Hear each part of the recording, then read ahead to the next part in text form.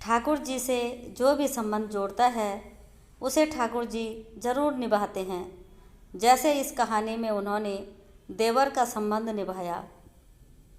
यह कहानी बांके बिहारी जी के चमत्कार की सच्ची घटना पर आधारित है। एक लड़की थी जो कृष्ण जी की अनन्य भक्त थी। बचपन से ही कृष्ण भगवान का भजन करती थी, भक्ति करती थी। भक्ति करते करते बड़ी हो गई। भगवान की कृपा से उसका विवाह श्री धाम वृंदावन में किसी अच्छे घर में हो गया। विवाह होकर पहली बार वृंदावन आई, पर नई दुल्हन होने की वजह से वह कहीं जा न सकी और मायके चली गई। और वह दिन भी आया जब उसका पति उसे लेने उसके मायके आया।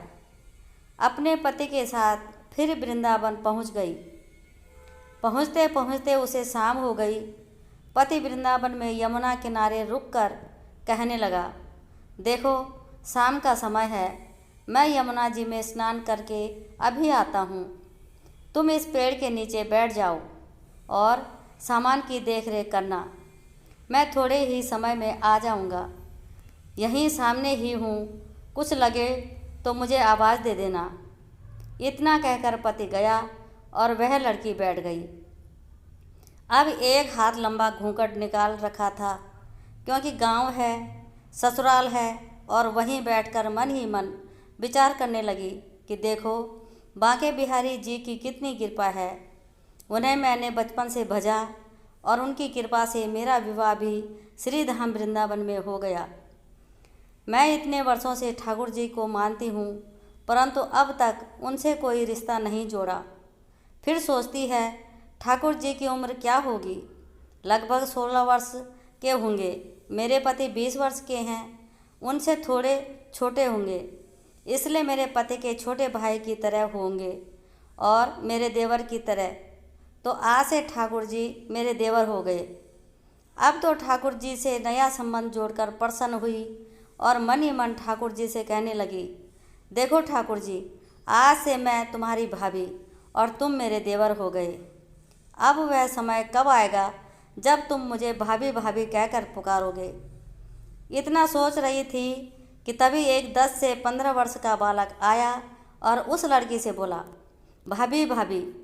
लड़की अचानक अपने भाव से बाहर आई और सोचने लगी कि वृंदावन में मैं तो नई आई हूँ, यह भाभी कहकर कौन बुला रहा है।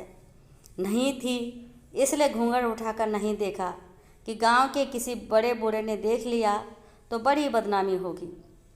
अब बालक बार बार कहता, पर वो उत्तर नहीं देती। बालक पास आया और बोला, नेक, अपना चेहरा तो दिखाई दे। ये सुनकर वो और कसकर घूंघट पकड़कर बैठ गई। फिर उस बालक ने ज़बरदस्ती घूंघट उठाकर देख लिया। थोड़ी देर में उसका पति आ गया। उसने सारी बात अपने पति से कही। पति ने कहा, तुमने मुझे आवाज़ क्यों नहीं दी। वो बोली, वह तो इतने में भाग ही गया था, बस मैंने उसका चेहरा देखा। पति बोला, चिंता मत कर, वृंदावन बहुत बड़ा थोड़ी ही है। कहीं किसी गली में लड़का मिल गया तो हड्डी पसली एक कर दूंगा। फिर कभी ऐसा नहीं कर सकेगा। तुम्हें कहीं दिखे तो मुझे ज़रूर बताना। फिर कुछ दिन बाद उसकी सास ने अपने बेटे से कहा, बेटा देख, तेरा विवाह हो गया है, बहू मायके से भी आ गई है। तुम दोनों बांके बिहारी जी के दर्शन के लिए अभी तक नहीं गए। कल जाकर बहू को दर्शन कराकर ले आ। अगले दिन दोनों पति पत्नी ठाकुर जी के दर्शन के लिए मंदिर जाते हैं। मंदिर में बहुत भीड़ थी। लड़का कहने लगा, तुम स्त्रियों के साथ आगे जाकर दर्शन करो, मैं अभी आता हूँ। अब वह आगे गई और घूंघट नहीं उठाती। उसे डर लगता कोई बड़ा बूढ़ा देखेगा तो कहेगा, नहीं बहू घूंघट के बिना घूम रही है। बहुत देर हो गई। पीछे से पति ने आकर कहा, अरे बावली, बिहारी जी सामने हैं, घूंघट काहे ना खोले। घूंघट नहीं खोलेगी तो दर्शन कैसे करेगी। अब उसने अपना घूंघट उठाया और जो बांके बिहारी जी को देखा तो बांके बिहारी जी की जगह वही बालक मुस्कुराता हुआ दिखा।